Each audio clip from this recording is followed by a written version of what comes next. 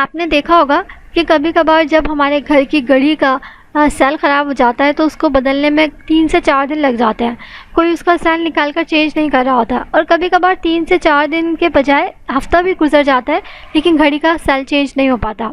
तो ये तो एक घर की दीवार पर लगी हुई घड़ी है जिसको बदलने में, जिसको ठीक करने में हफ्ता गुजर जाता है। तो सोचो हमारी ज़िंदगी, क्या वो बदलना आसान है?